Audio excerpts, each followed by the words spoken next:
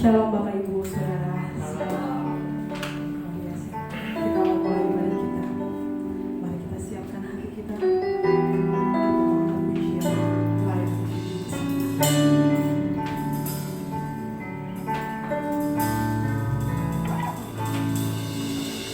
Alam semesta melukiskan kebesaran Tuhan, bumi dan surga menyanyikan kemuliaan nama-Mu. Oh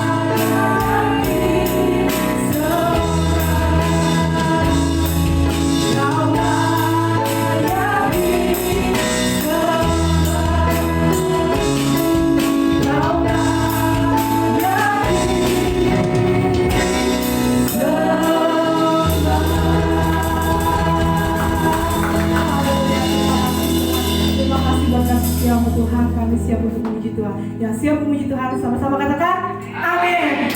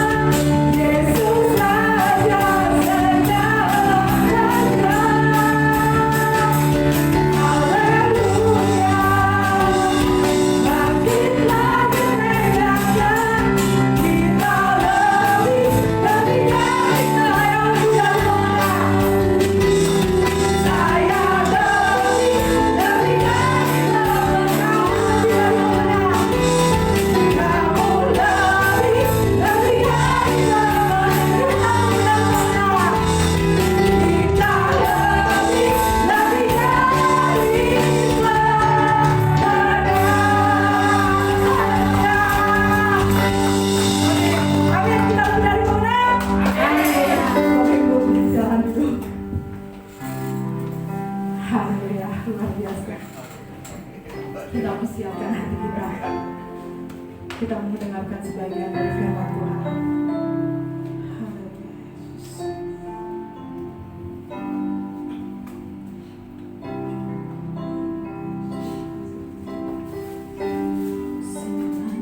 Selalu berganti. Kasih Tuhan tetap abadi, tak akan berubah sampai selamanya. Tetap percaya, yakin Tuhan berkata.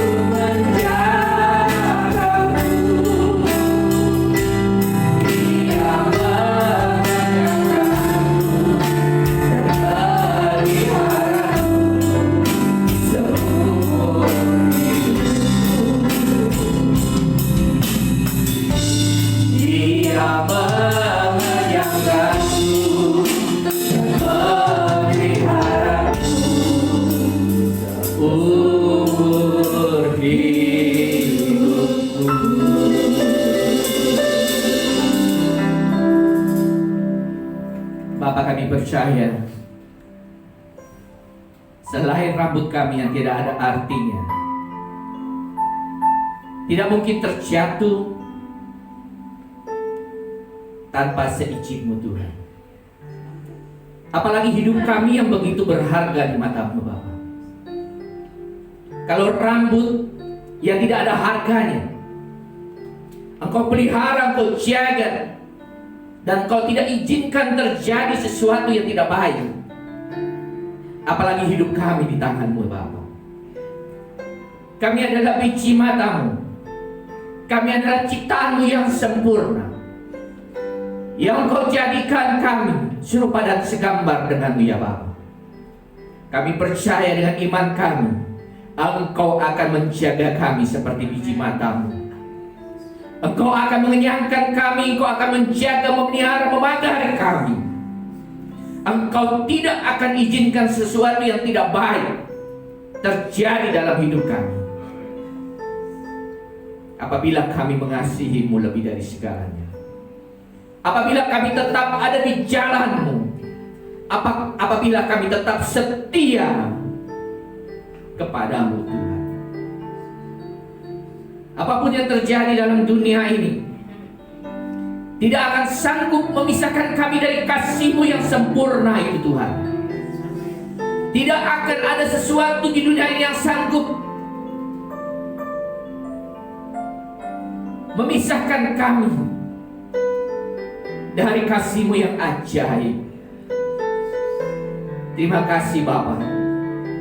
Kami bangga memiliki Allah seperti-Mu, Allah yang telah berkorban untuk kami, Allah yang telah memberikan yang terbaik bagi kami, yaitu dengan kematian Putra-Mu yang tunggal, Yesus Kristus. Kami percaya dengan iman kami, sesuatu yang terbaik telah Engkau berikan, apalagi hanya kebutuhan kami dalam dunia ini. Engkau Allah yang menyediakan. Terima kasih Bapa di surga. Kami telah memuji, menyembah-Mu, dan kami percaya Engkau hadir bersama dengan kami di dalam hati kami yang rindu untuk terus bersekutu dengan-Mu Tuhan. Kami rindu Bapa padamu Bapa. Kami rindu akan kebenaran firman-Mu. Biarlah sebentar kami belajar dari kebenaran firman-Mu. Sampaikan isi hati-Mu Bapa. Urapi kami, jamah kami semua yang hadir pada saat ini Tuhan, agar kami memiliki hati yang benar di hadapan-Mu, hati yang bersih, hati yang suci, hati yang kudus di hadapan-Mu, sehingga firman yang ditabur boleh kami dengar, kami renungkan, dan kami lakukan dalam hidup kami. Terima kasih Bapa di surga. Urapi kami semua yang hadir pada saat ini, agar kami memiliki hati yang seperti tanah yang subur, yang siap ditabur kebenaran firman-Mu, sehingga kebenaran firman-Mu yang ditabur tidak kembali dengan sia-sia, tetapi boleh bertumbuh, berakar, dan berbuah lebat, mengubah hidup kami menjadi serupa dan segambar dengan Tuhan kami Yesus Kristus. Hanya di dalam nama Yesus kami berdoa dan mengucap syukur. Amin. Lagu yang terakhir, boleh turunlah musik, bisa biarin dulu sebentar. Kalau kita dengar lagu yang lain, silakan duduk Bapak Ibu. Ya. Tuhan, lagunya apa Tebe?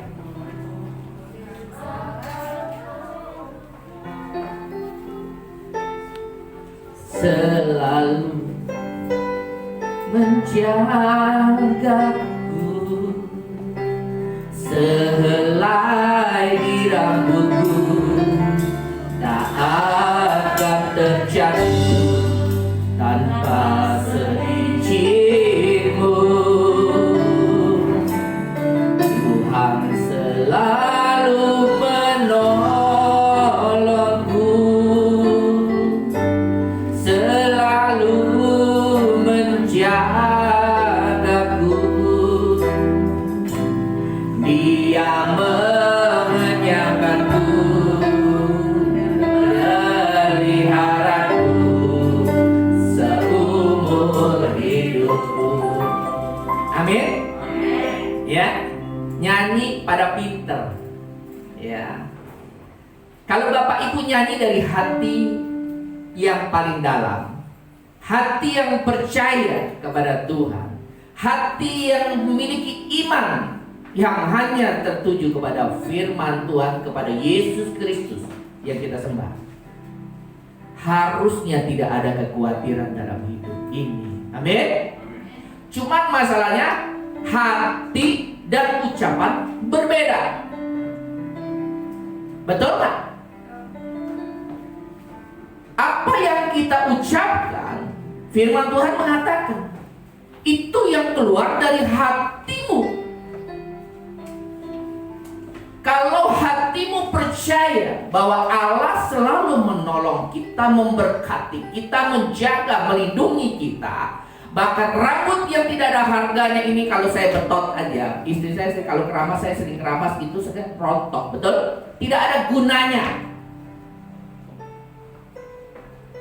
Tetapi pujian ini mengatakan kalau Tuhan tidak mengizinkan sesuatu yang tidak ada harganya itu jatuh. Kalau Tuhan tidak izinkan itu jatuh, tidak mungkin terjadi.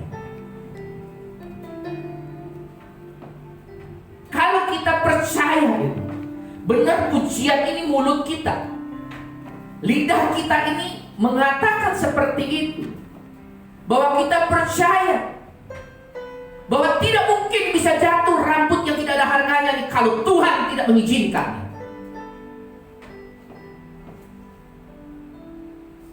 Cuma kadang-kadang apa yang kita katakan itu bukan berasal dari hati kita, hanya keluar dari bibir kita. Nah, ini yang jadi masalah. Kalau itu keluar dari hati kita, selesai hidup ini. Apapun yang terjadi selesai. Kita percaya ada Tuhan bersama dengan kita. Dia yang melindungi kita, menjaga kita, memberkati kita, mencukupi kita, mengenyangkan kita. Amin. Makanya firman Tuhan mengatakan, gak usah pusing, cari aja kerajaan Allah dan hidup dalam kebenaran. Maka semua yang kita perlukan itu Tuhan sediakan, bahkan Tuhan tambahkan. Amin. Masalahnya hati dan perkataan berbeda. Saya senang lagu, ada satu lagu ya, saya suka dengerin kalau yang namanya A.A. Kim itu ceramah. Dulu saya suka. Dulu waktu zaman Jainuddin MZ, saya suka. Ada satu lagu, coba. Apa lagunya? Jagalah hati, jangan kau nodai. Jagalah hati, lentera hidup ini. Jagalah hati, jangan kau nodai. Jagalah hati, cahaya ilahi. Ya, waktu saya ada lagunya, ada perkataan yang kayak nge-ref, bener gak? Bila hati bersih, betul gak? Maka hidup ini benar-benar. Jadi ini loh, perkataan, tingkah laku itu merefleksikan apa yang ada di dalam hati kita. Amin.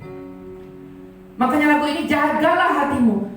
Saya waktu dengar lagu ini, kan ada ayatnya, betul? Ada nggak firman Tuhan ayatnya? Jagalah hati. Ada? Coba buka Amsal. Amsal berapa? Amsal 4 ya. Amsal 4 ayat 23. Coba buka.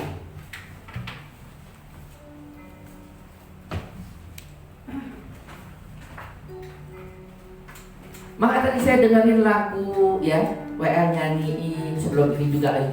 Wow, kita lebih dari pemenang. Tapi dalam kehidupan sehari-hari baru ada badai sedikit, kita bukannya seorang pemenang, tapi seorang pecundang. Seorang yang kalah, seorang yang pengecut, lari dari kenyataan, lari dari masalah. Amin. Makanya firman Tuhan mengatakan kita seperti burung raja wali. Ada badai, kita justru pakai itu badai untuk terbang lebih tinggi. Kita maunya jadi burung gereja yang kelihatannya rohani, burung gereja. Betul? Burung gereja sama dengan burung emprit. Kelihatannya rohani burung gereja, tapi kalau ada badai dia nyumput di mana? Di rumah-rumah. Kitab firman Tuhan mengatakan kita ini burung raja wali. Justru dengan badai Tuhan mau buat kita terbang lebih tinggi. Tapi kita takut dengan badai. Nyanyi mah pinter, tapi hatinya tidak percaya dengan kuasa Tuhan. Amin. Makanya hari ini kita, ya, temanya terserah nanti Januari bikin apa, tapi jagalah hatimu dengan segala kewaspadaan. Karena dari situlah terpancar kehidupan. Ya, makanya lagu tadi Agim itu main kunci apa tuh?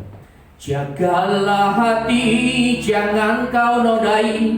Jagalah hati, lentera hidup ini. Jagalah hati, jangan kau nodai. Jagalah hati, cahaya ilahi. Bisa nggak nyanyinya? Bisa? Bisa? Yuk kita nyanyi, nggak apa-apa. Ya, lagu ini enak kok, mengingatkan kita.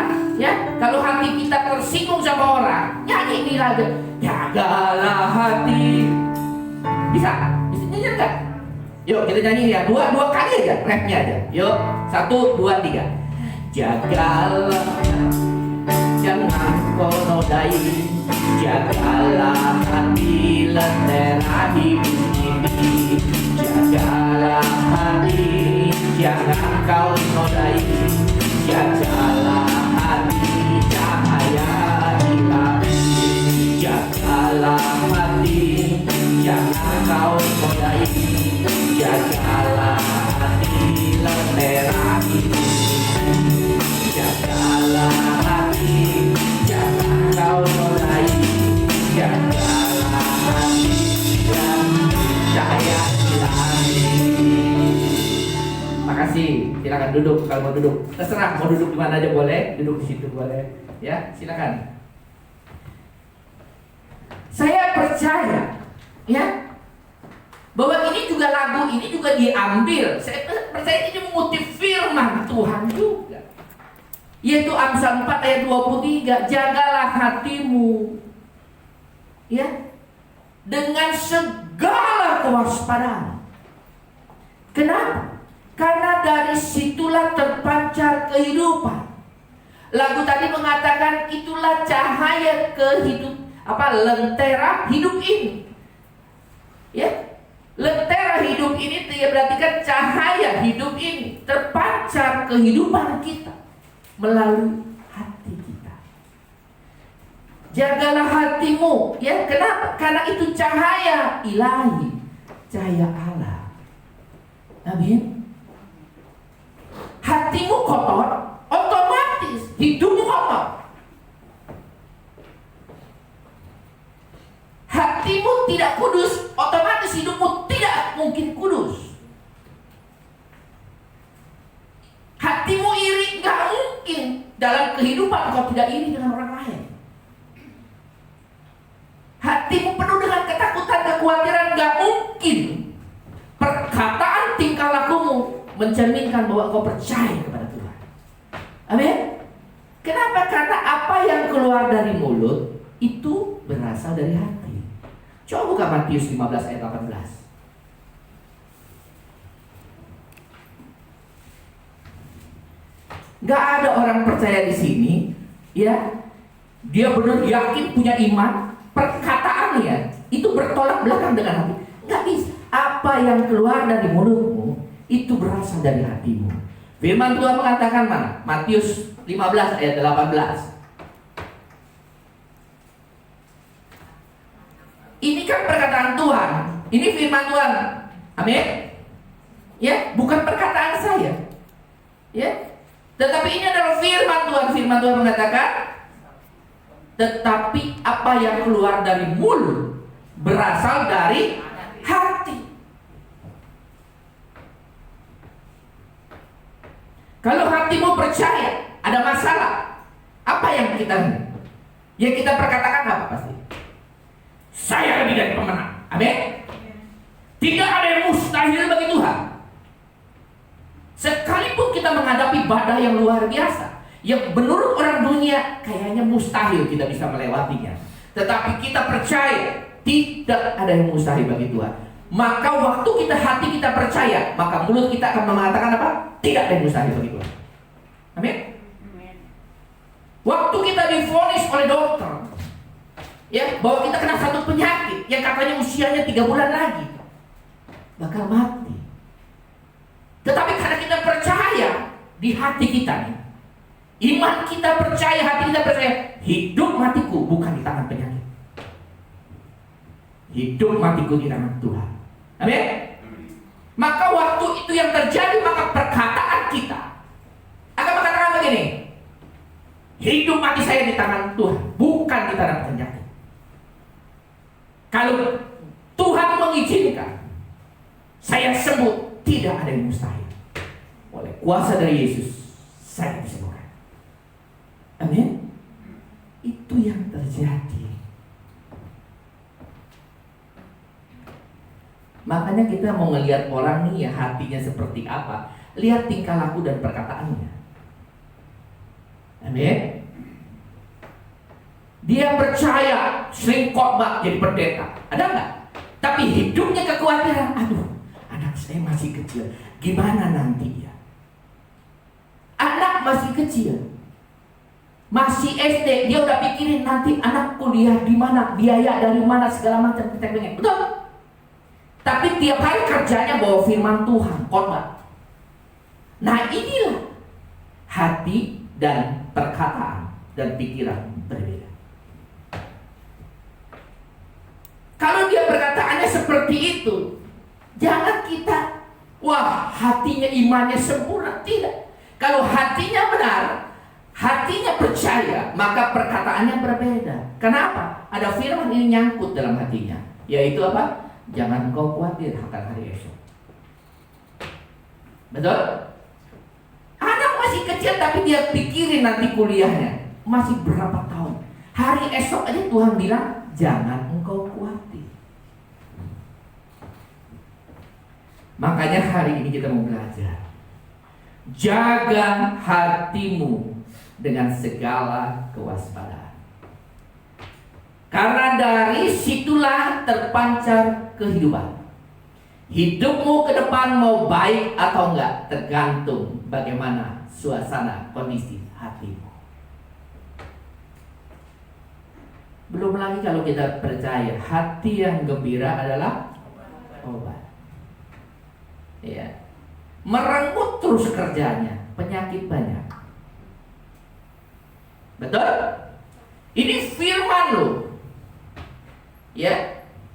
Hati yang gembira adalah obat yang manjur, betul nggak?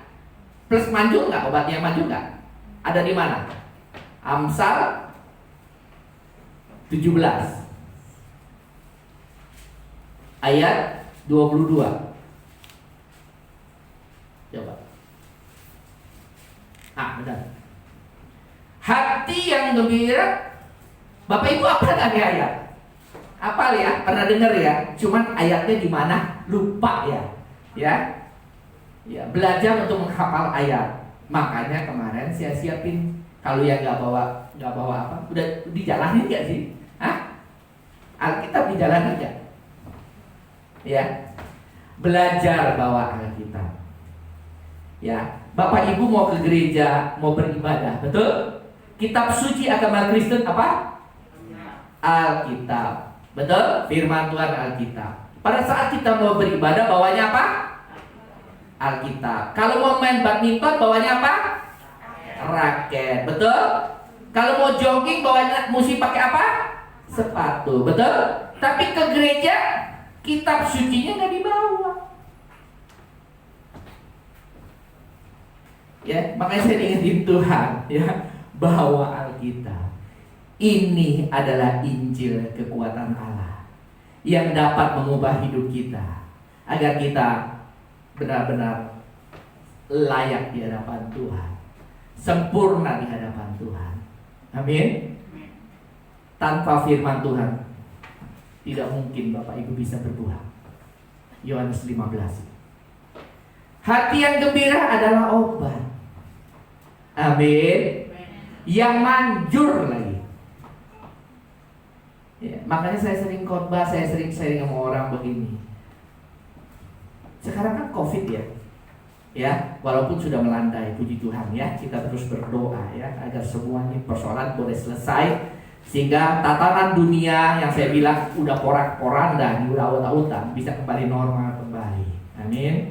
Ya.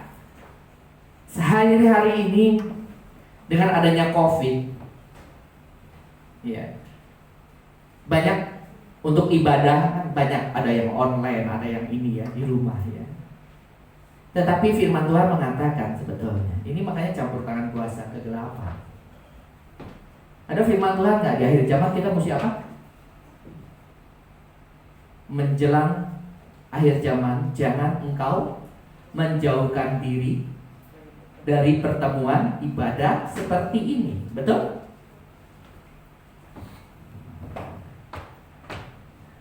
COVID mau menggagalkan firman Tuhan. Betul? Firman Tuhan mengatakan di akhir zaman dunia semakin kacau, semakin keadaan manusia semakin mementingkan diri sendiri, egois segala macam. Ya, saya kemarin ngobrol juga sama orang. Ya, kenapa orang sekarang jahat? Kenapa orang sekarang tambah licik, tambah jahat? Kenapa? Penggenapan firman Tuhan bahwa manusia di akhir zaman akan bertambah licik, bertambah mementingkan diri, hidup, ya, tidak mau beribadah. Betul? Kenapa? Karena situasi dan keadaan dunia yang membuat mereka begitu. Kita jangan seperti orang dunia. Kita harus seperti orang-orang kerajaan surga. Amin. Enggak terpengaruh. Memang keadaan dunia dibuat oleh iblis sehingga iman kita jatuh, sehingga kita tidak ke gereja, sehingga tidak ini, sehingga karena keadaan yang membuat kita jadi jahat. Orang dagang sekarang tambah jahat nggak? Tambah licik nggak? Orang yang usaha tambah licik nggak? Kebanyakan ya? Tambah licik nggak? Tambah licik kenapa? Karena saingan. Persaingan bisnis sekarang luar biasa. Ada online, lebih gila lagi. Kalau orang yang tidak berpegang kepada firman Tuhan, dia akan melakukan seperti cara-cara orang dunia. Nipu-nipu dikit, bohong-bohong dikit bolehlah.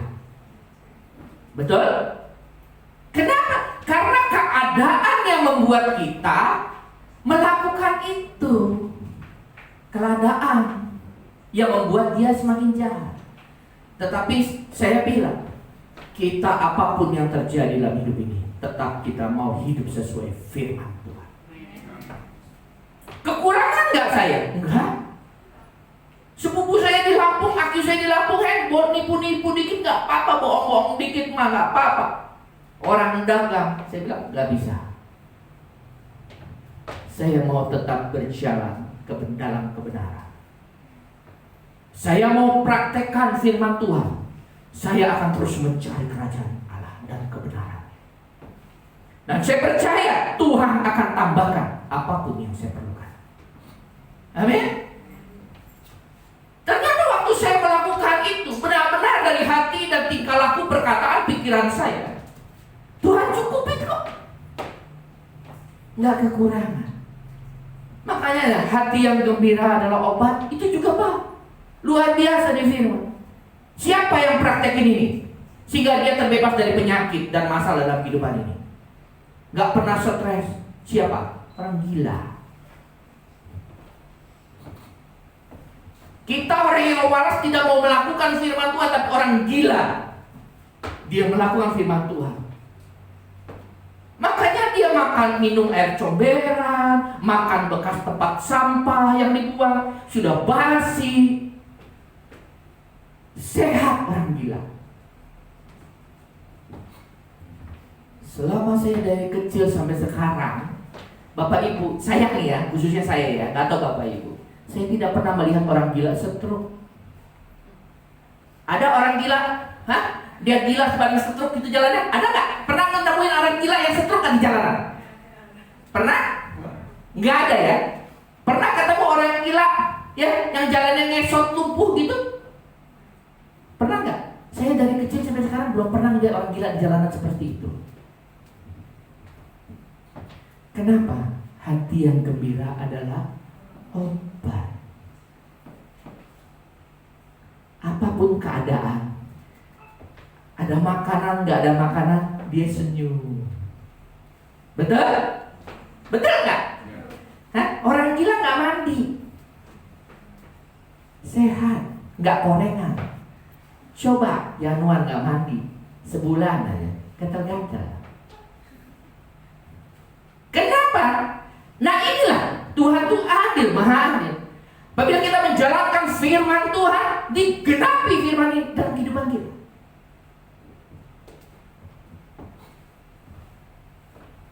Orang gila nggak gampang, dia selalu menjaga hatinya dengan segala kewaspadaan. Betul? Tuhan tuh adil. Orang gila dikata-kata gila lo. Apa yang dia lakukan? Ayo. Senyum. Betul? Senyum aja dia. Dilemparin batu. Apa yang dia lakukan? Senyum. Kita kalah sama orang gila kadang-kadang. Baru kita diomongin yang jelek aja. Kita nggak mau menjaga hati kita dengan segala kewaspadaan.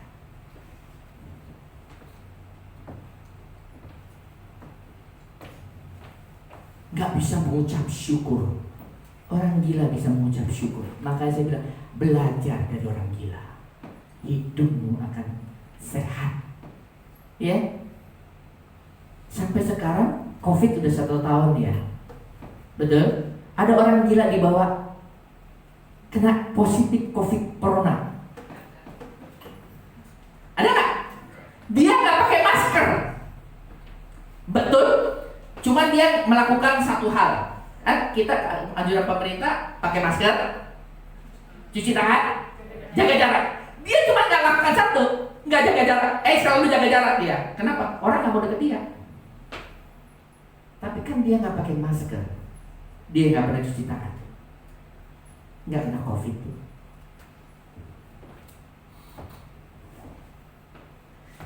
Ya. Makanya kita lihat, ambil positifnya. Orang gila, dia tidak pendendam. Dia selalu jaga hati. Dia selalu hidupnya penuh dengan sukacita, apapun yang terjadi. Dia selalu mengucap syukur. Dapat minuman yang kayak begitu, dia bersyukur. Dapat makanan yang seperti itu, dia bersyukur. Nggak ada makanan, ya sudah, dia bersyukur. Dia ketawa saja. Amin. Makanya hati yang gembira adalah obat. Ya. Tetapi semangat yang patah mengerikan tulang. Maka sekali lagi coba balik ke Amsal 4 ayat 23. Ya, ini poin ini yang saya mau tekankan untuk Bapak Ibu, termasuk dengan saya.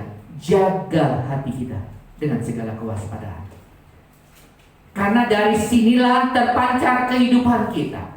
Masa depan kita mau baik, mulailah dengan menjaga hatimu dengan baik-baik. Ya. Di hati. Nah, sekarang masalahnya begini. Yang mempengaruhi hati kita ini apa?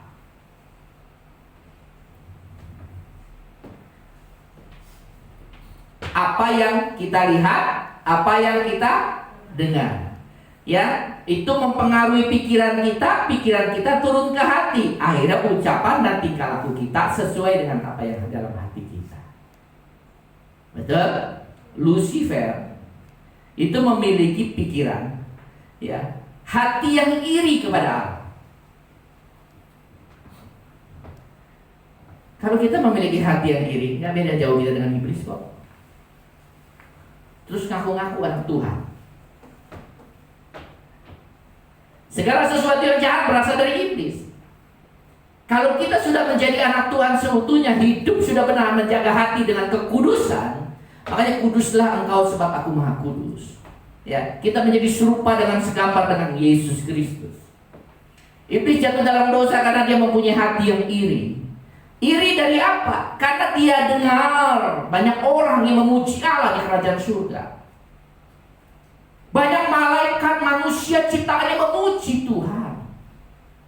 Dia sudah menguasai sepertiga malaikat di sorga. Punya kekuatan, punya power. Dia dengar orang banyak memuji, tetapi dia dipuji.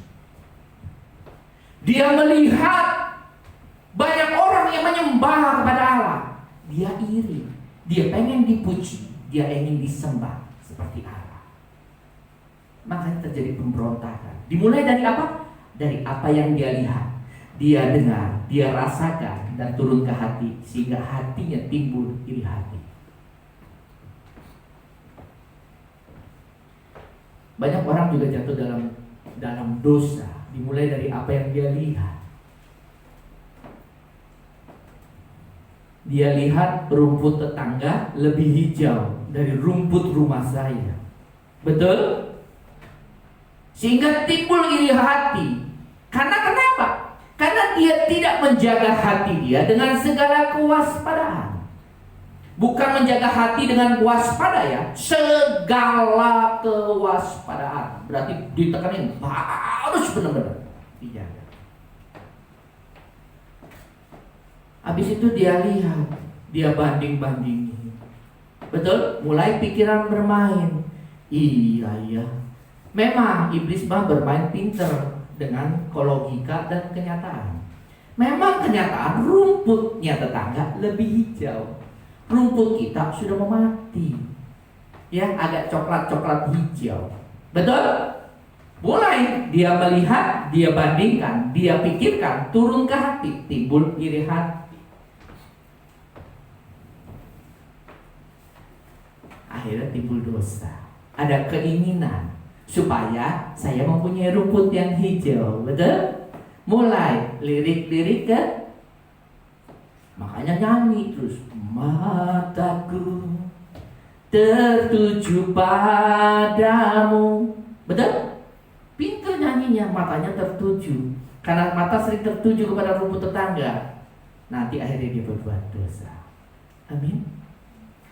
Ya. Jaga hatimu melalui apa? Melalui apa yang kita dengar dan apa yang kita lihat dulu. Kalau itu akan merusak hati kita, merusak pikiran kita, buang jauh-jauh. Lawan dengan firman. Amin. Tanpa firman tidak mungkin kita bisa melawan. Itu tipu muslihat iblis. Saya kasih tahu.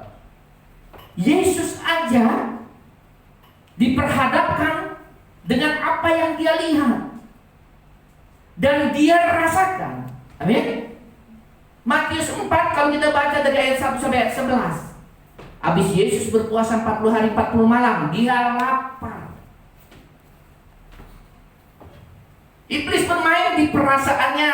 Akhirnya iblis berkata, Yesus mendengar. Lu lapar kan? Ubah dong batu jadi roti. Betul? Puasa 40 hari 40 malam, laparnya luar biasa. Yesus punya kuasa gak merubah batu? Iblis itu bukan orang bodoh. Dia orang tangan kanan Allah di sorga tadinya. Dia bukan orang bodoh yang gak tahu ini Yesus ini punya kuasa atau enggak ya. Dia tahu Yesus ini anak Allah. Dia punya kuasa dan sanggup mengubah batu menjadi roti. Tapi dia mau coba Yesus. Yesus ini taat gak dengan Tuhan? Yesus taat gak dengan firman? Yesus mau taat gak? Orang yang tidak taat dengan firman Tuhan sebetulnya dia pemberontak kepada Allah. Makanya hidupnya kacau. Ya, ini semua di Alkitab ini ada kok. Ya, apa yang harus kita lakukan agar kehidupan kita ke depan lebih baik? Karena rancangan Tuhan adalah rancangan depan, masa depan yang penuh kemenangan. Rancangan damai sejahtera, bukan rancangan kecelakaan. Itu rancangan Allah dalam hidup kita. Nah coba kita lihat waktu Yesus ditawarkan, Yesus lu, ya, lu ubah. Dia main perasaan. Bahwa perasaan Yesus lapar, pikirannya lapar. Tapi dalam kondisi seperti itu pun Yesus tetap taat. Apa yang Tuhan Yesus katakan? Manusia bukan hidup dari, tapi dari setiap firman yang keluar dari mulut Allah. Jangan karena apa yang akan kita perlukan, kita makan, minum, pakai, akhirnya kita berbuat melawan kebenaran firman Tuhan. Banyak orang dunia seperti itu. Nah, Bapak Ibu jangan seperti itu. Amin. Apalagi dalam kondisi saat ini, ya, mendorong kita untuk melakukan yang bertolak belakang dengan firman. Jangan lakukan. Lakukan seperti yang Yesus lakukan. Lawan dengan apa? Firman. Ada tertulis bahwa manusia hidup bukan roti saja dari roti, tapi dari setiap firman yang keluar dari mulut Allah. Amin. Apakah iblis langsung terus ini? Enggak, dia coba lagi. Amin. Dia bilang begini, Yesus dibawa ke tepi, ada jurang. Iblis tahu bahwa kalau Yesus jatuh, pasti malaikatnya akan menopang. Betul? Sama seperti firman Tuhan kepada kita, bahwa Tuhan tidak akan pernah membiarkan kita jatuh tergeletak, tapi tangannya yang penuh kasih akan menopang kita. Amin. Nah, Yesus juga pakai itu. Waktu iblis mau mencobai dia, lu jatuhin, pasti Allah akan jagain melalui malaikatnya. Betul? Tapi firman Tuhan mengatakan Yesus lawannya dengan apa? Firman lagi. Ada tertulis, jangan engkau mencobai Tuhan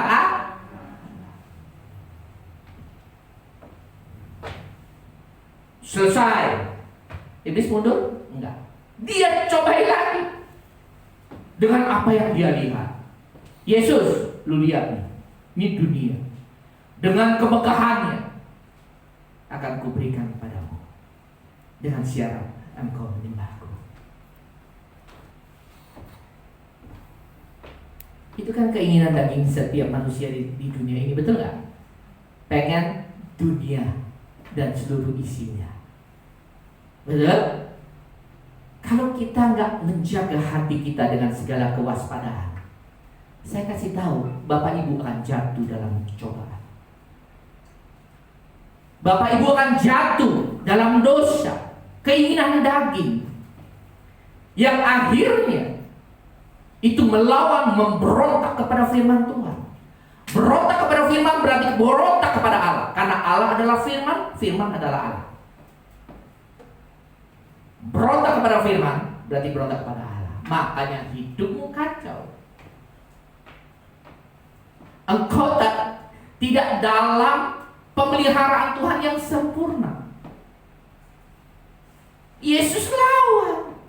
Nyala engkau iblis, karena ada tertulis manusia hanya menyembah kepada Allah saja, tidak kepada Allah yang lain. Amin.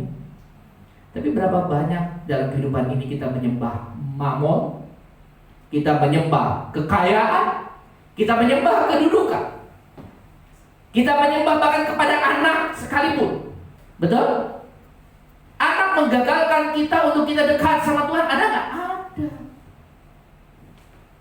Hari Minggu harusnya ke gereja, anak pengen ke mall, kalau nggak dikasih dia nangis-nangis. Akhirnya karena dia sayang dengan anak melebihi dia sayangnya kepada Tuhan, akhirnya apa yang dilakukan? Gereja minggu depan masih ada. Dia kemana? Pada hari itu dia sedang melawan Tuhan. Untung Tuhan baik. Diingetin sebelum kau tidur, kau minta ampun bahwa kau telah berbuat dosa mengecewakan hati Tuhan. Tuhan Maha Pengasih dan Penyayang, diampuni lagi. Amin. Yesus menjaga hatinya, walaupun dengan apa yang dia lihat, apa yang dia dengar dicobai oleh iblis. Nah, kita harus lawan iblis dengan firman Tuhan. Lawan kekhawatiran kita dengan firman Tuhan, agar kekhawatiran itu hanya bermain di kepala kita, ya, tetapi tidak turun ke hati kita. Karena kalau udah turun ke hati, itu biasanya nyangkut di hati. Sehingga waktu nyangkut di hati, firman Tuhan mengatakan, apa yang keluar dari mulut kita, itu berasal dari hati kita. Jangan sampai apa yang dalam pikiran kita itu turun ke hati. Bahaya. Iblis itu bermainnya itu di dalam pikiran dan perasaan kita. Hati-hati. Kalau setan itu mah gampang. Yang kita lawan sampai sekarang ini yang paling berat adalah ngelawan iblis. Iblis itu ada di mana saja. Kenapa? Karena dia ada di dalam pikiran dan perasaan kita, selalu cari celah di situ. Agar kita melawan firman Tuhan, agar kita murtad, agar kita berdosa, agar kita berontak kepada firman. Iblis bermain selalu ada dalam pikiran dan perasaan kita. Hati-hati. Boleh iblis bilang begini, tetapi hati kita dipenuhi oleh firman Tuhan, sehingga kita bisa mengatakan ada tertulis. Waktu kekhawatiran melanda kita, mungkin masalah ekonomi, masalah anak, masalah dan sebagainya, ada timbul kekhawatiran dalam pikiran kita dan perasaan kita. Jaga hatimu dengan segala kewaspadaan. Kalau firman itu nyangkut dalam hati kita, maka kita akan lawan. Ada tertulis, saya gak perlu khawatir. Kenapa? Kalau Allah di pihak kita, siapa lawan kita?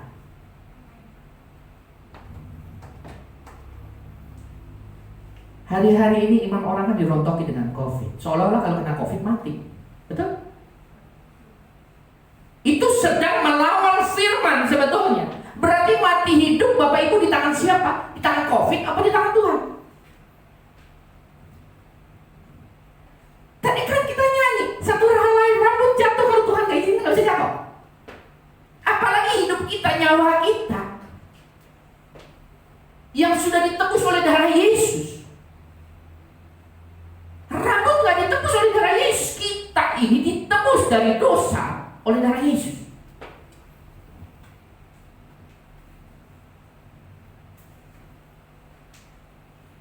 Tapi seolah-olah kalau kena COVID bakal mati. Ya, mati hidup mah tergantung Tuhan. Amin. Dia yang pegang kendali hidup kita. Kalau Tuhan izinkan mati, nggak perlu COVID, Bapak Ibu. Bapak Ibu lagi makan di restoran juga kalau mau mati. Apa namanya? Keselak. Betul nggak? Betul. Lagi tidur mati. Tapi berapa banyak orang yang kena kanker stadium akhir, yang kata rumah sakit sudah bakal umurnya tinggal nunggu hari, tapi Tuhan bisa sanggup untuk menyembuhkannya. Amin. Nah, makanya segala perkara di dunia ini bagi Tuhan tidak ada yang mustahil. Serahkan hidupmu, serahkan kekhawatiranmu ke dalam tangan Tuhan yang Maha Kuasa. Dengan jaga hatimu, jaga hatimu dengan segala kewaspadaan. Amin. Ada lagi satu ayat di Amsal 18, coba buka ayat 21.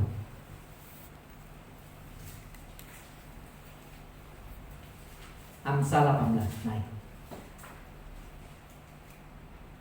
Makanya kalau ada Alkitab, tandain ayat-ayat seperti ini. Ya, nanti kalau iblis lagi menyerang kita, lagi ganggu kita, kita lawan. Ada tertulis, hidup mati saya, hidup dan mati dikuasai oleh lidah. Siapa suka mengemakannya akan mengakan buahnya. Nah, ini sekarang ini. Makanya dulu saya sering layanin ibu-ibu. Aduh, Pak Hendy katanya. Percuma Pak Hendy dilayanin. Nggak bakal bertobat suami saya, Pak. Ya? Nggak bakal bertobat. Percuma, biarinin aja. Hidup itu pilihan dia sendiri. Benar, hidup ada pilihan. Tetapi kalau perkataan kita bahwa tidak mungkin bertobat, tidak mungkin berubah, tidak mungkin sembuh, tidak mungkin maju, tidak mungkin, siapa yang suka memakannya, maka dia akan memakan buahnya. Amin. Makanya hati-hati dengan perkataan. Apalagi firman Tuhan mengatakan perkataan orang benar besar kuasa. Kenapa sih? Kamu kan pengen sembuh, betul? Tetapi kenapa perkataanmu aduh. Sedangkan firman Tuhan mengatakan hidup dan mati dikuasai oleh lidah. Kenapa lidahmu engkau tidak pakai dengan perkataan? Entar juga sembuh, entar juga beres persoalan hidup ini. Kenapa? Ada Tuhan bersama dengan saya. Roma 8 ayat 28 mengatakan apa? Allah turut.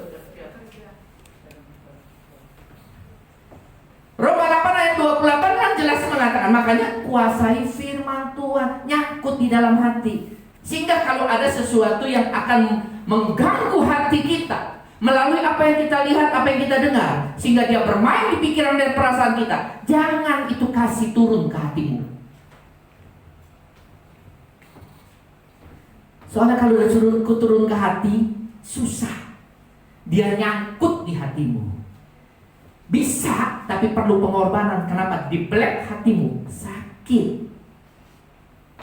Makanya jangan turunin ke hati. Ya, nah itulah orang yang kadang-kadang punya akar kepahitan. Akar kepahitan ada di pikiran apa di hati? Hati. Makanya banyak orang yang katanya kanker hati.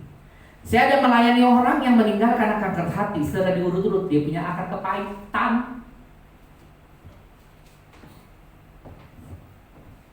Kenapa manusia ini ciptakan Tuhan? Ada duri dalam daging kita.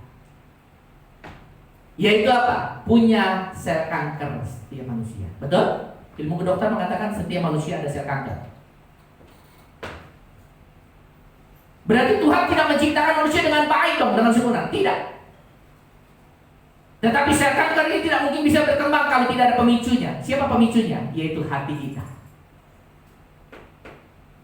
Makanya jaga hatimu dengan segala kewaspadaan. Karena dari situ akan terpancar kehidupan yang jauh lebih baik. Amin. Hati yang penuh rasa bersyukur, hati yang suci, hati yang kudus, hati yang penuh kasih.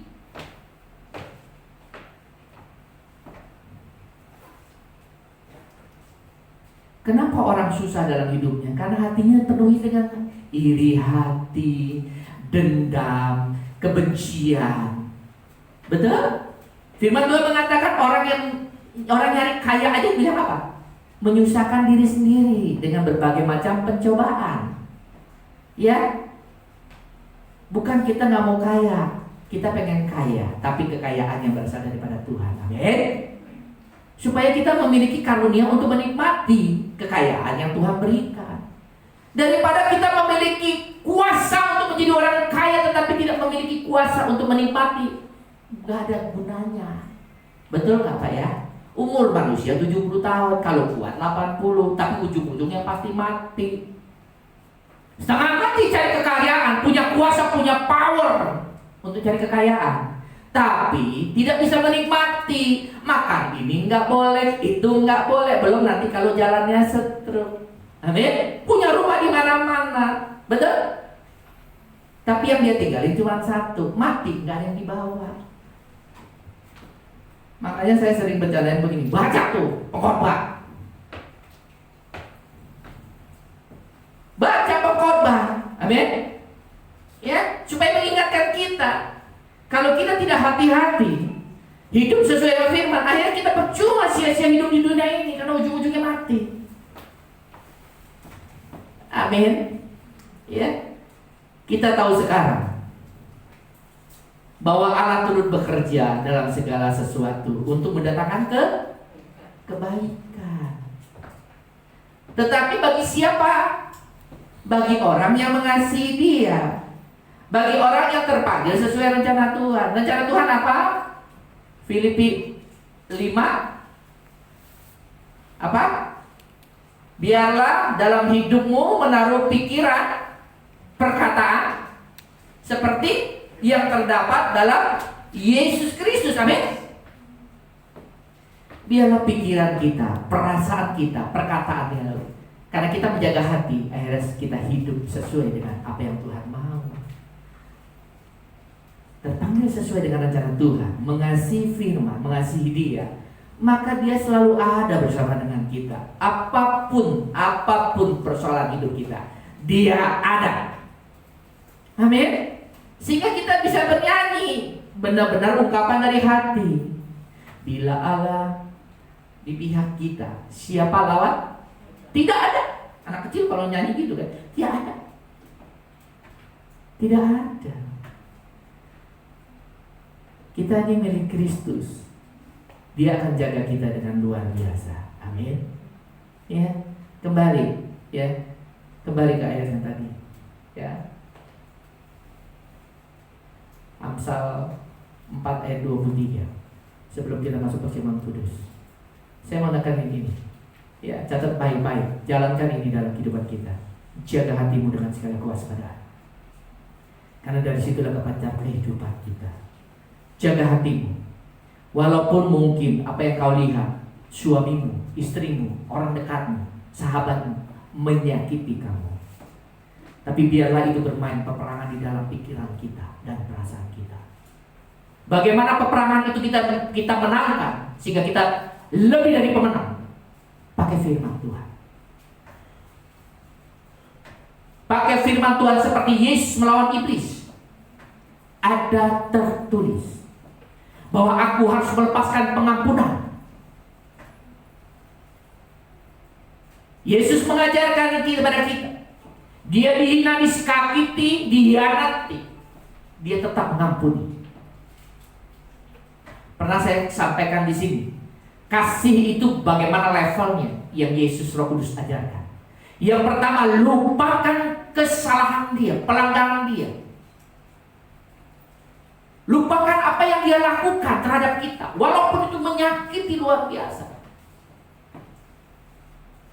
Secara daging tidak mungkin manusia bisa mengampuni. Tetapi ada, kalau kita hidup bersama dengan Tuhan, ada firman Tuhan yang menyangkut, yang membuat kita sanggup untuk mengampuni. Amin. Lupakan. Yang pertama, kita minimal lupakan apa yang dia lakukan. Itulah kasih yang pertama. Saya pernah sampaikan. Yang kedua, setelah melupakan, kita harus mengampuni dia. Cirinya kan saya pernah ajarin. Kalau orang sebatas baru melupakan, belum mengampuni, ini cirinya adalah pada saat pas-pasan di mall atau di jalan, dia pasti melengos. Betul? Betul? Pak, saya sudah ngampunin dia. Tapi kalau ketemu, langsung buang muka. Itu ciri orang baru melupakan, tapi belum mengampuni. Kalau sudah mengampuni, cirinya apa yang pernah saya sampaikan? Waktu ketemu, aduh, apa kabar? Gimana sekarang kabarnya? Karena kita sudah melupakan dan sudah mengampuni. Amin. Ya, kita belajar. Ya, jaga hatimu. Ya, sekalipun, ya, dia mengecewakan, biarlah itu peperangan adanya hanya di pikiran kita. Lawan iblis dengan firman Tuhan. Tanpa firman Tuhan kita nggak bisa melawan iblis ya. Yesus saja ngelawannya dengan apa? Dengan firman, betul? Padahal Yesus adalah firman Allah yang turun ke dunia, yang hidup menjadi manusia, betul? Tapi dia tetap memperkatakan. Makanya saya bilang waktu kemarin bulan yang lalu ya, perkatakan imanmu sampai telingamu mendengar. Kadang-kadang kita ngelawan iblis tuh, ngelawan yang bermain di pikiran perasaan kita. Kita nggak bisa dari dalam hati, nggak bisa. Saya pernah keselnya, saya pernah kena jantung ya. Kalau apa yang saya rasakan dan apa yang saya lihat, saya akan kalah. Akhirnya iman saya runtuh. Padahal waktu saya divonis begitu, saya nggak punya uang, nggak punya apa, ya. Walaupun sudah divonis bahwa harus dibedah sekarang, tapi saya nggak punya uang. Saya pakai firman Tuhan. Saya bilang sama dokter, hidup mati saya di tangan Tuhan, bukan di tangan dokter. Wah, tapi kan gini, hasilnya kan begini, maksudnya begini, jantungnya begini. Iya, benar. Itu apa yang kenyataan. Betul? Tapi bagi Tuhan tidak ada yang mustahil. Saya bilang sama dokter, hidup mati saya di tangan Tuhan. Lagi ngap-ngapan, nih istri saya yang temenin. Akhirnya dia, ya udahlah susah. Dia juga orang Kristen, nggak bisa ngomong lah katanya. Tapi setiap hari, kalau saya terganggu dengan apa yang saya lihat dan apa yang saya rasakan, iman saya rontok di hadapan Tuhan. Kenapa? Walaupun saya perkatakan bahwa jantung saya sudah sembuh, jantung saya sudah normal, tapi setiap hari saya dapat serangan jantung dan sakitnya luar biasa. Makanya mami saya, cici saya nangis. Dan mami saya pernah ngomong sampai ngomong sama cici saya nangis karena dia percaya bahwa mami nggak bakal kehilangan anak lagi sebelum mami. Jadi maksudnya mami saya dulu yang udah tua meninggal. Mami saya ngomong, bari nangis. Mami percaya, mami gak bakal kehilangan anak lagi dalam hidup ini. Kenapa? Koko saya meninggal umur 22 katanya.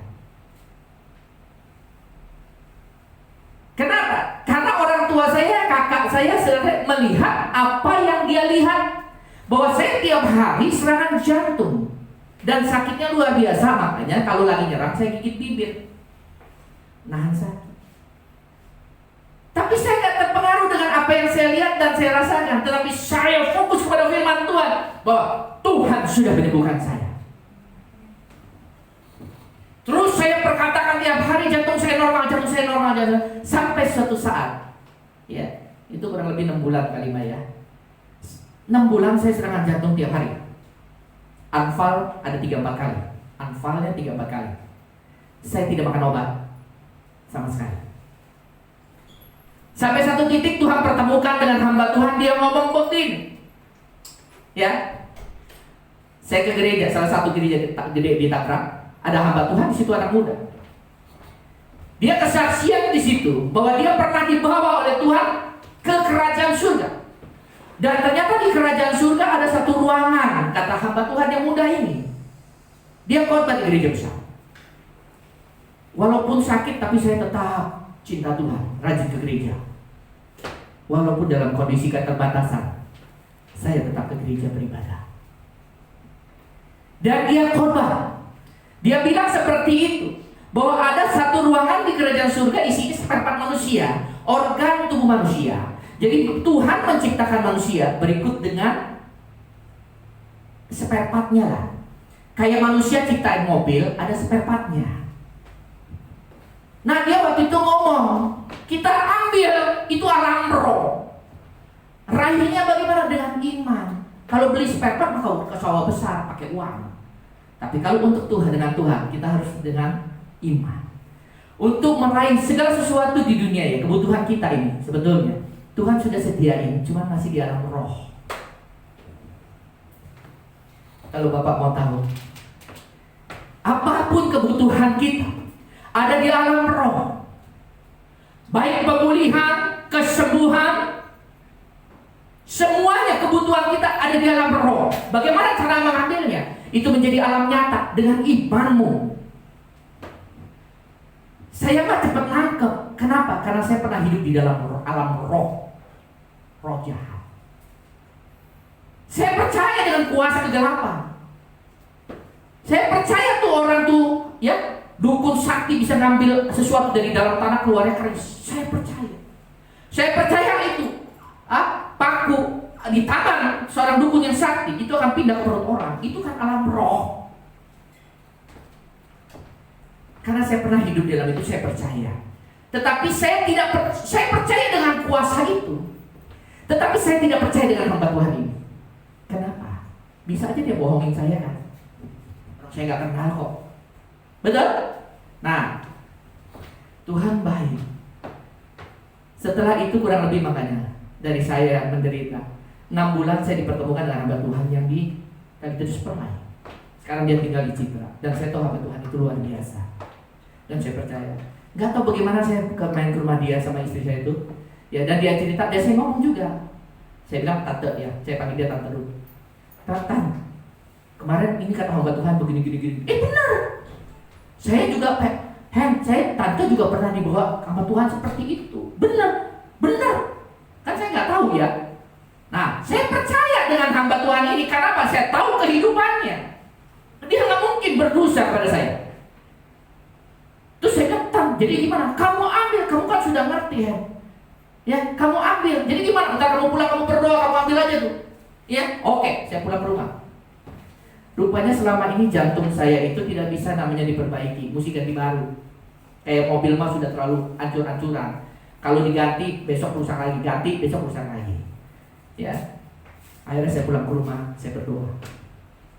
Tindakan profetik, saya ambil jantung yang baru di sorga. Yang lama saya copot, yang baru saya masukin. Sejak itu sampai dengan sekarang saya tidak pernah menderita sakit jantung. Amin. Kuasa Tuhan dulu, sekarang dan selama tidak pernah berubah. Kalau saya dulu pernah ditolong Tuhan seperti itu, Tuhan kita sama Bapak Ibu. Raihlah dengan imanmu, dengan hatimu kamu jaga dengan kekudusan. Mulut orang benar besar kuasanya. Hatimu benar, hidupmu benar. Amin. Perkataanmu benar, pikiranmu benar. Maka pada saat engkau berkata sembuh, maka itu akan sembuh. Firman Tuhan mengatakan, apa yang engkau lepas di bumi, itu yang terlepas di surga. Engkau lepaskan kesembuhan bagi untuk diri kita maupun orang lain, maka surga juga akan melepaskan kesembuhan. Amin. Kita lepaskan berkat, maka surga juga akan melepaskan berkat. Mulut orang benar besar kuasanya. Amin. Kalau itu yang terjadi, apa yang kita takuti dalam hidup ini? Amin. Makanya fokus jaga hatimu dengan segala kewaspadaan. Kalau hari di depanmu, hari-harimu yang kau jalani di dalam kehidupan di dunia ini mau baik, jaga hatimu dengan baik-baik. Jaga hatimu baik-baik, agar hatimu dipenuhi dengan firman Tuhan. Amin. Kalau hatimu dipenuhi dengan firman Tuhan, ini senjata Allah ada dalam hidup kita. Setiap bahaya yang akan menyerang hidup kita, keluarga kita, bisnis kita, usaha kita, maka firman ini dia akan hidup dan dia akan melawan, dia akan menyerang setiap hal-hal yang tidak baik dalam hidup ini. Amin. Amin. Ya, jaga hatimu dengan segala kewaspadaan. Ya, sekali lagi saya minta jaga hati kita dengan segala kewaspadaan. Amin. Amin. Ya. Jangan mudah tersinggung, jangan mudah iri hati, jangan mudah dendam, jangan mudah. Pokoknya pikirkanlah semuanya itu. Apa yang kita pikirkan? Hal yang mulia, hal yang baik, hal yang berkenan kepada Tuhan. Pikirkan, sehingga itu akan lama-lama akan turun ke hati, dia memenuhi hati kita. Makanya hukum kasih kalau kita baca tuh ya Matius 22 apa? Yang pertama, hukum yang pertama, kasihilah Tuhan Allahmu dengan segenap hatimu. Kalau kita mengasihi Dia dengan segenap hati, hidup sesuai firman, maka hati kita kosong, karena segenap hatinya sudah kita berikan kepada Allah. Kekosongan hati kita, itulah kasih Allah akan masuk dalam hati kita. Kasih Allah inilah yang membuat hidup kita tidak khawatir. Kasih Allah inilah yang memampukan kita untuk mengampuni. Kasih Allah inilah memampukan kita untuk hidup benar di hadapan Tuhan. Kalau kita hidup benar, firman Tuhan mengatakan, orang benar tidak akan pernah ditinggalkan Tuhan. Bahkan sampai apa? Firman Tuhan mengatakan, sampai anak cucunya meminta-minta roti. Maka saya bilang, janji kepada orang benar itu sebetulnya 3 generasi. Orang benar tidak akan ditinggalkan Tuhan, bahkan sampai anak dan cucunya tidak akan kekurangan, karena dia orang benar. Jadilah orang benar, mulailah dengan apa? Dengan menjaga hati kita dalam segala kewaspadaan. Nyerangnya dari mana biasanya? Dari apa yang kita lihat dan kita dengar. Kalau kita sering mendengar gosip, terus kekhawatiran tentang COVID, maka kalau kita nggak bisa menang peperangan itu di dalam perasaan dan pikiran, maka dia akan turun ke hati, sehingga hati kita penuh dengan ketakutan, takut kena COVID, takut. Nah, kalau orang yang penuh kekhawatiran, bagaimana ada kuasa Tuhan bekerja dalam hidupnya? Amin. Amin ya. Ya. Oke. Kita siapkan hati kita. Ya. Ikut perjamuan kudus juga harus memiliki hati yang benar di hadapan Tuhan. Amin. Ya. Kalau kita lihat perjamuan kudus, ya, di firman Tuhan tentang perjamuan kudus, orang yang punya akar kepahitan jangan ikut perjamuan kudus. Betul kan? Orang yang punya dendam jangan ikut perjamuan kudus. Betul? Ini kalau peraturan dari firman Tuhan. Bahkan bukan perjamuan kudus saja, bro. Apabila kita mau memberikan persembahan, tapi ternyata kita ingat kita punya akar kepahitan, silakan naik. WA boleh. Kita punya akar kepahitan, bencian, dendam sama orang lain. Firman Tuhan mengatakan apa? Suruh pulang dulu, betul? Pulang dulu, bereskan hatimu, hidupmu. Setelah dibereskan baru balik ke sini nyerahin persembahan. Agar persembahan yang kita berikan kepada Tuhan tidak sia-sia. Amin. Minta ampun di hadapan Tuhan.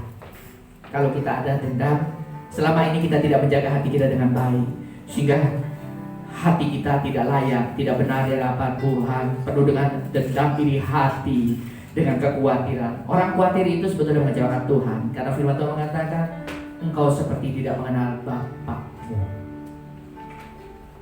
Ya, minta ampun kepada Tuhan. Lagu yang terakhir, kita nyanyi.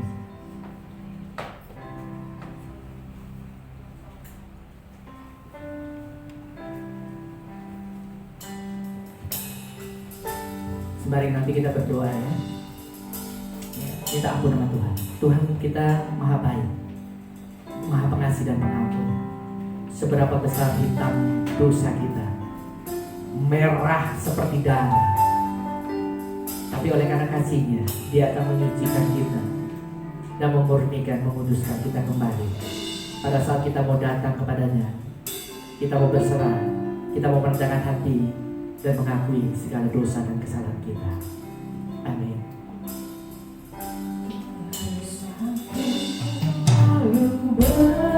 Berkati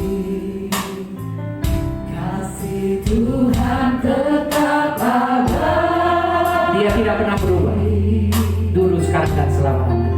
Tak akan berubah sampai selamanya. Ku tetap percaya. Miliki hatimu yang percaya kepada Tuhan. Ku yakin Tuhan memberkati. Ku yakin Tuhan melindungi.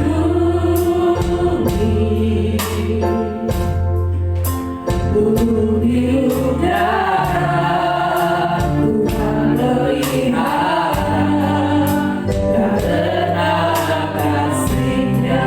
Nyanyikan ini dengan hati yang benar.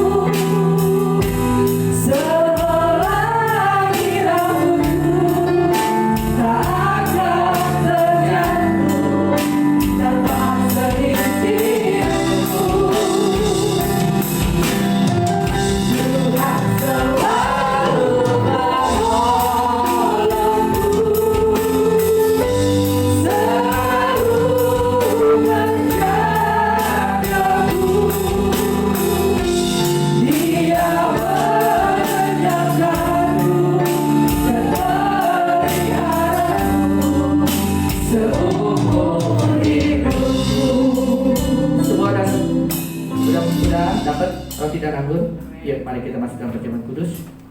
Sebab apa yang telah kutuliskan kepadamu telah aku terima dari Tuhan, yaitu bahwa Tuhan Yesus pada malam waktu ia diserahkan mengambil roti. Mari kita angkat roti di sebelah tangan kanan kita tinggi-tinggi. Dan sesudah itu ia mengucap syukur atasnya. Ia memecah-mecahkannya dan berkata, inilah tubuhku yang diserahkan bagi kamu. Perbuatlah ini menjadi peringatan akan aku. Bukankah roti yang kita pegang ini adalah persekutuan kita dengan tubuh Kristus? Amin. Mari kita makan dalam nama Yesus.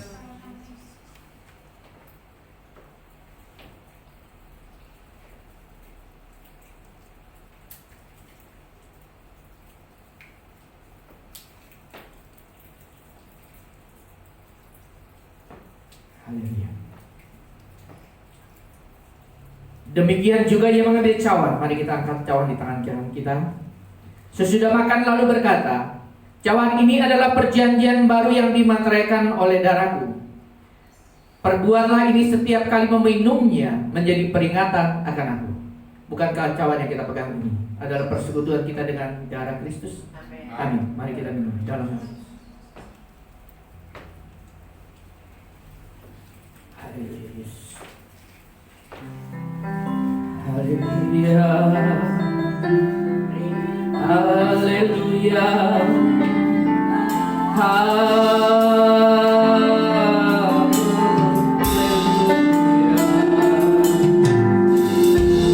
Haleluya Yesus. Terima kasih.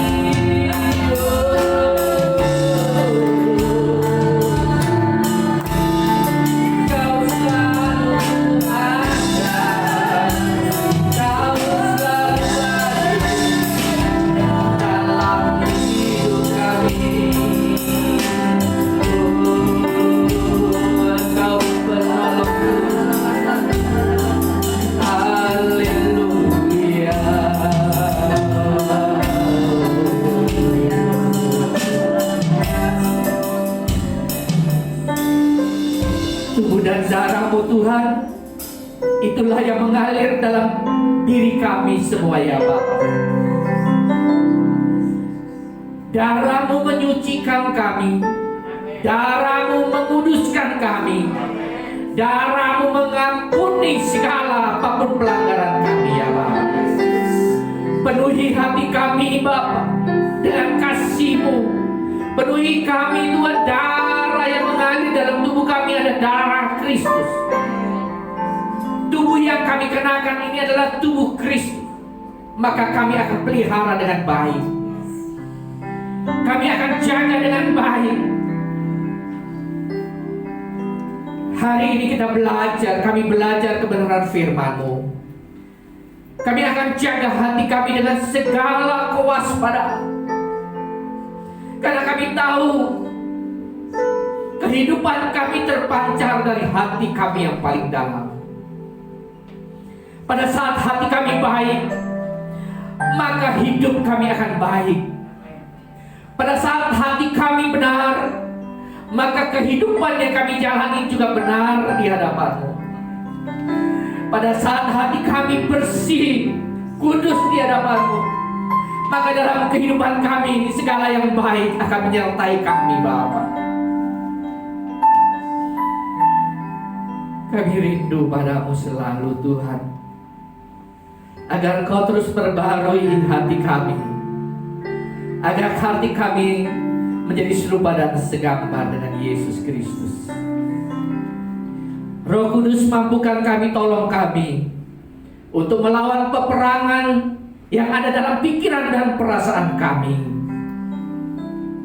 Biarlah firman yang terus kami dengar, kami renungkan, dan kami lakukan, dia akan terus bertumbuh dan berbuah lebat mengakar dalam hati kami.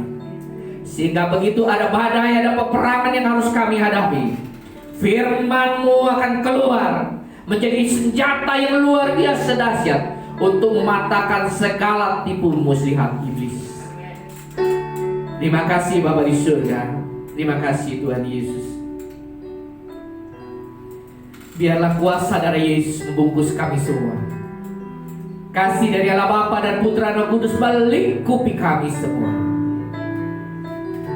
Dan Allah yang kami sembah, Allah yang Maha Kuasa, itu selalu memagari kami, menjaga, melindungi, dan memberkati kami mulai saat ini, bahkan sampai selama-lamanya.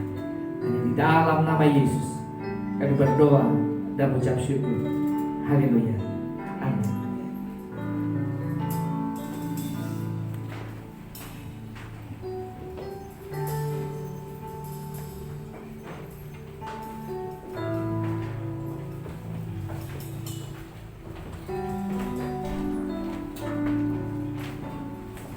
Terima kasih untuk Bapak Gembala kita, Bapak Hendy, atas firman yang telah disampaikan. Jadi intinya kita menjaga hati kita. Amin. Saatnya kita memberikan yang terbaik. Kita mulai berdoa. Ada 2 amplop persembahan. Yang satu yang putih itu khusus untuk diakonia. Kita mau berdoa. Bapak di surga, terima kasih Bapak buat kasih setia-Mu, buat pemeliharaan untuk panjang hidup kami Tuhan. Saatnya kami memberikan yang terbaik pada Tuhan, biarlah persembahan kami ini menjadi duta yang harum di hadapan. Terima kasih Tuhan, hanya di dalam nama Tuhan Yesus Kristus kami berdoa dan kami syukur. Haleluya. Amin.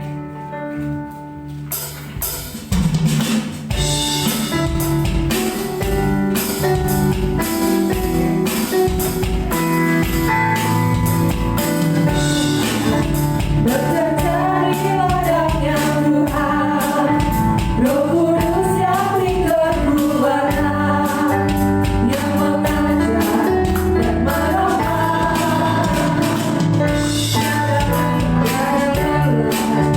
Bekerja bersamamu Tuhan, yang selalu mencukupkan atas segalanya.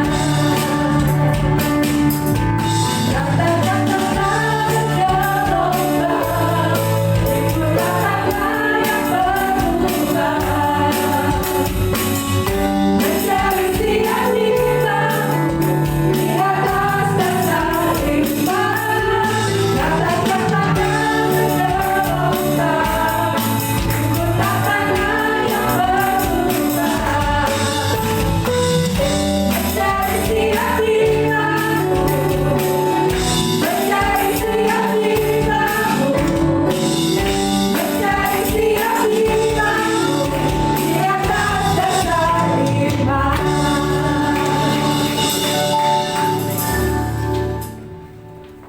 Ya, terima kasih sekali lagi untuk Gembala kita Pak Hendy, firman-Nya. Jadi mengingatkan kita untuk jaga hati. Kenapa harus jaga hati?